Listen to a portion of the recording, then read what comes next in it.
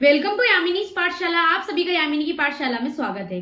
आज हम डिस्कस करेंगे हमारे एनाटॉमी एंड फिजियोलॉजी के चैप्टर 5 के बारे में कि हमारा जो पांचवा चैप्टर है यानी कि अन्न व स्रोतस जो चैप्टर है उसके बारे में आज हम डिस्कस करेंगे। और उसके हम फर्स्ट टॉपिक अन्न व स्रोतस के सामान्य परिचय के बारे में विशेष रूप से इस वीडियो में हम डिस्कस करेंगे। तो शुरू करते हैं आज की क्लास अन्न व स्रोतस या पाचन तंत्र का सामान्य परिचय कि अन्न व स्रोतस क्या होता है, किस तरीके से वो कार्य करता है और इसमें कौन कौन से अवयव आते हैं, इन सब के बारे में आज हम इस वीडियो में डिस्कस करेंगे। सबसे पहले अगर हम अन्न व स्रोतस के मूल की बात करें कि अन्न व स्रोतस का मूल कहाँ होता है, तो आचार्य चरक के अनुसार अन्न व स्रोतस का जो मूल होता है वो आमाशय या वाम पार्श्व होता है और आचार्य सुश्रुत के अनुसार आमाशय एवं अन्नवाही धमनियां होता है। ये इसके क्या होते हैं, मूल होते हैं, जो चरक और सुश्रुत ने अपने हिसाब से अलग अलग बता रखा है। चरक ने बता रखा है आमाशय और वाम पार्श्व और सुश्रुत ने बता रखा है आमाशय एवं अन्नवाही धमनियां। फिर आती है इसकी परिभाषा कि अन्न व स्रोतस किसे कहते हैं या पाचन तंत्र किसे कहते हैं। अर्थात शरीर में उपस्थित अवयवों का वो समूह या वह समूह जो भोजन प्रक्रिया अर्थात भोजन के पाचन में सहायता करता हो। अर्थात हमारे शरीर में, हमारे बॉडी में जो उपस्थित जो अवयवों का समूह है एक तरीके से, वो समूह और वो विशेष रूप से क्या कार्य करता हो, भोजन का पाचन का कार्य करता हो, भोजन को पचाता हो, उसे हम क्या कहते हैं, उसे हम अन्न व स्रोतस या एक तरीके से पाचन तंत्र कहते हैं, यानी कि जो डाइजेस्टिव सिस्टम होता है वो कहते हैं हम उसे। कि ऐसे हमारे शरीर में पाए जाने वाले अवयव होते हैं, उन अवयवों का ऐसा समूह जो क्या करता है, विशेष रूप से अपनी पाचन प्रक्रिया करता हो या भोजन को, अपन जो भी चतुर्विध आहार को ग्रहण करते हैं उसको पाचन करता हो, पाचित करता हो, उसे हम क्या कहते हैं, अन्न व स्रोतस या उसे हम कहते हैं पाचन तंत्र कहते हैं।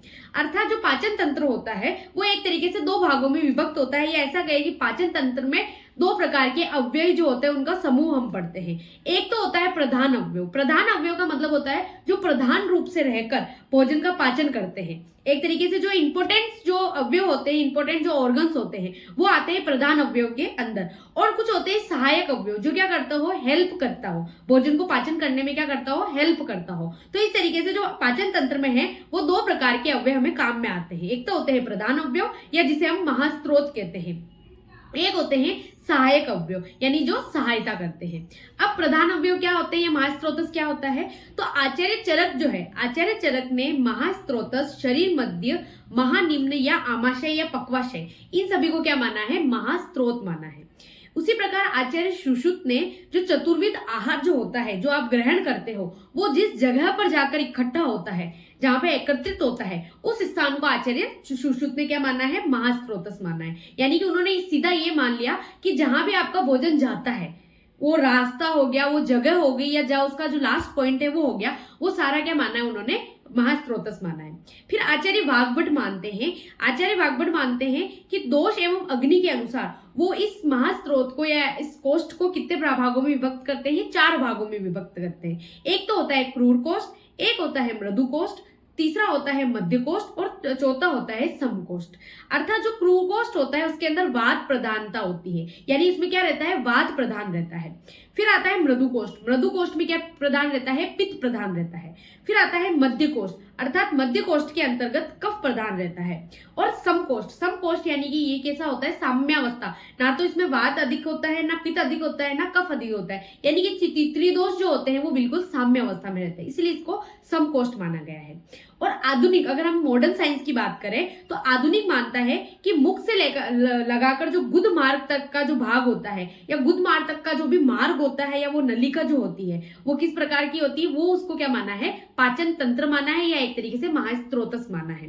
अर्थात जो आधुनिक ने बताया है कि इस नलिका की जो लंबाई होती है वो लगभग 9 मीटर लंबी होती है। अर्थात ये नलिका कहीं तो सकड़ी होती है, कई आकार में बड़ी होती है, कई बिल्कुल नलिकाकार में होती है। इस तरीके से इसका आकार अलग अलग हो सकता है, लेकिन इसका जो लंबाई है, इसकी जो लेंथ है वो 9 मीटर होती है, ये बताया है आधुनिक विज्ञान ने।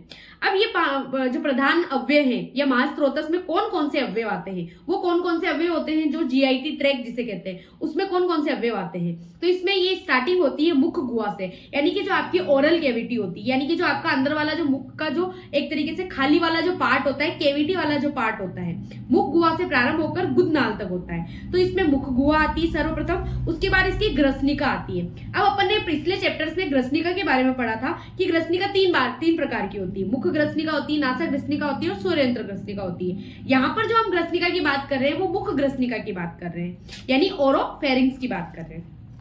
फिर ग्रसनिका के आगे होती है ग्रास नली। ग्रास नली के पश्चात जो ग्रास नली होती है वो आपके आमाशय यानी कि स्टोमक होती है उसमें खुल जाती है। इस तरीके से एक क्षुद्रांत में होते हुए उंडुक वाले पार्ट से बृहद्रांत्र में खुल जाती है यानी कि जो लार्ज इंटेस्टाइन है। बृहद्रांत्र से होती हुई ये मलाशय में जाकर, जहां पे मल इकट्ठा होता है, मलाशय में खुलकर ये गुद नलिका के मार्ग से गुद द्वार पर निकल जाती है। और इस तरीके से जो हम मुख गुहा से जो भी भोजन ग्रहण करते हैं वो इस मार्ग से होता हुआ, पाचित होता हुआ, इसका मलभाग विभक्त हो जाता है, इसका सारभाग विभक्त हो जाता है। सारभाग जो होता है वो हमारे शरीर को पोषक तत्व के रूप में ऊर्जा प्रदान करता है, और मलभाग जो होता है वो गुद मार्ग के द्वारा यानी जो एनस होता है उसके द्वारा शरीर से बाहर निकाल दिया जाता है। इस तरीके से ये जो होते हैं वो प्रधान अवयव होते हैं। अब दूसरा इसका है कि सहायक अवयव, यानी कि जो भोजन पाचन में या पाचन तंत्र में जो सहायता करते हैं वो कौन कौन से होते हैं। अर्थात पाचन करने में जो भी अवयव ऐसे होते हैं या अवयव का समूह ऐसा जो क्या करते हो, सहायता करते हो, वो क्या कहलाते हैं, सहायक अवयव कहलाते हैं। अर्थात ये सहायक अवयव किस प्रकार या कितने प्रकार के होते हैं। ये सहायक अवयव में सबसे पहला आता है जिह्वा, यानी कि आपके मुख गुहा के अंदर जो जिह्वा होती है, जिह्वा क्या करती है, एक तरीके से स्वाद का ग्रहण करती है। अगर अपन कुछ खा लेते हैं या उसका स्वाद लगाकर अगर हमको अच्छा नहीं लगता तो हम उसे तुरंत बाहर निकाल देंगे, तो जिह्वा का भी एक पाचन तंत्र से, इसके अलावा जिह्वा कई प्रकार के रस जो है वो निकालती है जिससे हमारा भोजन का पाचन या फिर लार बनती है, वो चीजें। तो जिह्वा भी क्या करती है, एक तरीके से ये भी सहायक अवयव है। फिर आती है लालास्रावी ग्रंथियां, यानी हमारे जो मुख गुहा में जो लालास्रावी ग्रंथियां होती है वो क्या उत्पन्न करती है, वो एक तरीके से एंजाइम या फिर ऐसा कहेंगे लार उत्पन्न करती है जिससे आपका जो भोजन खाया हुआ होता है वो सॉफ्ट हो जाता है। फिर दांत, यानी कि जो चबाने की जो प्रक्रिया, दांत भोजन को चबाने की प्रक्रिया करता है दांत, तो ये भी पाचन तंत्र का एक सहायक अवयव हो गया। फिर यकृत, जो आगे जाके जब यकृत हमें पढ़ते हैं तो वो भी क्या करता है, पाचन तंत्र में सहायक अवयव। इसको अपन बाद में डिटेल में हर एक की डिटेल पढ़ेंगे, अभी केवल इनके नामों से हम परिचित हो रहे हैं। फिर अग्नाशय, वो भी क्या करता है, एक प्रकार का सहायक अवयव है या पाचन भोजन के पाचन में सहायता प्रदान करता है। फिर आता है पित्ताशय, अर्थात जो आपका गोल ब्लैडर होता है, गोल ब्लैडर भी क्या करता है, आपके भोजन के पाचन में सहायता, यानी कि पित्त रस का निर्माण करता है जो भोजन के पाचन में अत्यधिक महत्वपूर्ण होता है। तो इस तरीके से ये सहायक अवयव, ये प्रधान अवयव मिलकर क्या करते हैं, पूरे पाचन तंत्र का निर्माण करते हैं। और इस तरीके से हमारा खाया हुआ जो भोजन होता है, जो ग्रहित जो भोजन होता है वो इन मार्ग से होता हुआ गुद मार्ग से मल को बाहर निकाल दिया जाता है। इस तरीके से हमको सारभाग मलभाग मिलते रहते हैं और इससे हमारी जो जीवन की जो एक लाइन है वो चलती रहती है।